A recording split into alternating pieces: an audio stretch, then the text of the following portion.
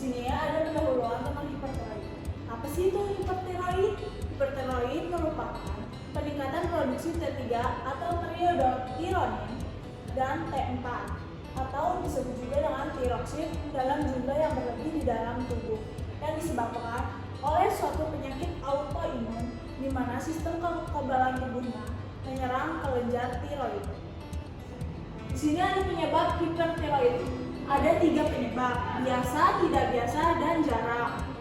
Biasanya penyebabnya itu karena penyakit Graves, nodul tiroid toksik, dan tiroiditis. Selanjutnya ada yang penyebab tidak biasa karena hipertiroid neonatal, hipertiroid factisius, dan sekresi TSH yang tidak tepat oleh hipofisis.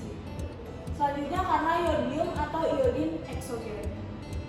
Yang ketiga ada penyebab jarang, dikarenakan metastasis kanker tiroid, kariokarsinoma dan malahidratidosa, struma ovari, dan karsinoma testikular embrional. Yang terakhir ada pielitostic fibrous dysplasia. Dari ketiga penyebab tersebut, kita akan membahas yang penyebab biasa, yaitu ada penyakit Graves, gondok multinodular toksik, dan juga ada adenoma toksik. Yang pertama ada Graves, yaitu proses autoimun dengan antibodi terhadap reseptor ETSH. Interaksi antara faktor genetik dan lingkungan mempengaruhi proses autoimun ini. Antibodi merangsang reseptor TSH atau TSHR yang menyebabkan peningkatan produksi dan pelepasan hormon tiroid. Efek trofik pada tiroid juga menyebabkan pertumbuhan kelenjar tiroid. Selanjutnya ada gondok multinodular toksik, yaitu patogenesis TMNG meliputi fase awal perkembangan penyakit nodular.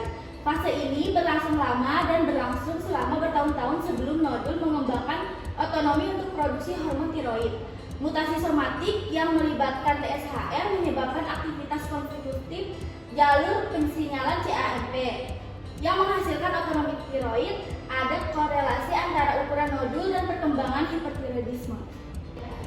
Selanjutnya, adenoma toksik merupakan nodul soliter dengan produksi hormon tiroid otonom karena mutasi somatik pada TSHR.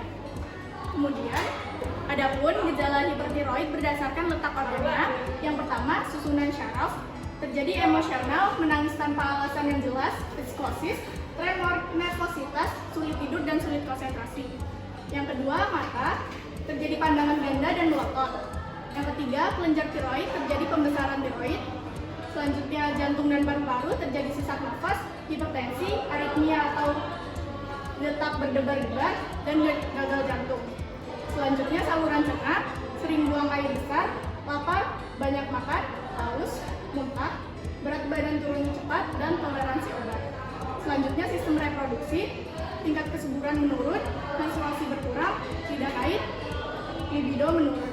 Yang terakhir, kulit, terjadi kekeringan yang tidak wajar atau berlebihan pada beberapa tempat. Di sini ada mekanisme umpan balik positif dan negatif tentang pelepasan T3 dan T4 ke jaringan perifer. Dimulai dari hipotalamus yang akan mensekresikan hormon TSH ke adenohipofisis. Di adenohipofisis nanti akan mensekresikan hormon TSH ke kelenjar tiroid yang akan merangsang pelepasan T3 dan T4 ke jaringan perifer. Ketika T3 dan T4 nanti sudah meningkat di jaringan perifer, maka akan terjadi umpan balik negatif ke adenohipofisis dan juga hipotalamus. Di hipotalamus nanti akan mengeluarkan dopamin somatostatin yang akan menekan sekresi dari hormon TSH ini, sehingga adenohipofisis tidak akan mengeluarkan hormon TSH lagi. Begitu juga umpan balik negatif yang dimulai di adenohipofisis akan menekan hormon TSH sehingga nanti hormon T3 dan T4 di jaringan akan menurun.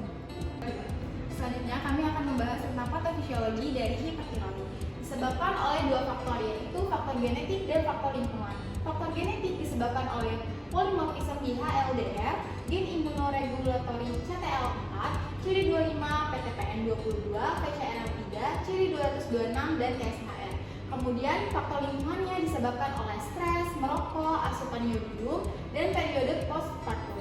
Dari dua faktor ini akan menyebabkan limfosit T tersintesis oleh antigen di dalam kelenjar tiroid, sehingga akan menyebabkan T helper menstimulasi sintesis limfosit B dan menghasilkan 3 imunoglobulin. Yang pertama ada thyroid stimulating immunoglobulin atau TSI, yang kedua thyroid growth stimulating immunoglobulin atau TGI, dan yang terakhir adalah thyroid binding inhibitor immunoglobulin atau TBI. Yang dibahas pertama adalah TSI. Thyroid stimulating immunoglobulin akan berikatan dengan reseptor TSH dan menstimulasi adenilastikase, kemudian akan merangsang sel tiroid untuk menstimulasi hormon dan terjadi pembentukan T3 dan T4 yang meningkat serta pengambilan cadangan bahan baku sintesis T3 dan T4 di koloid yang akan menyebabkan stalking.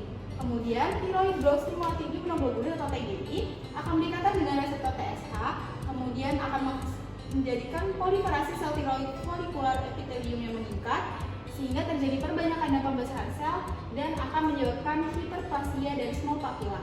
Yang terakhir ada thyroid binding inhibitor immunoglobulin atau TBI akan mencegah TSH berikatan dengan TSH reseptor di tiroid dan menghambat fungsi sel tiroid sehingga TSH-nya akan menurun, dan dari thyroid stimulating immunoglobulin TSI, thyroid growth stimulating immunoglobulin TGI akan menyebabkan T3 dan T4 yang meningkat. T3 dan T4 yang meningkat serta TSH yang menurun akan menyebabkan penyakit GERD. Sekian presentasi dari kelompok kami, kurang lebihnya mohon maaf. Wassalamualaikum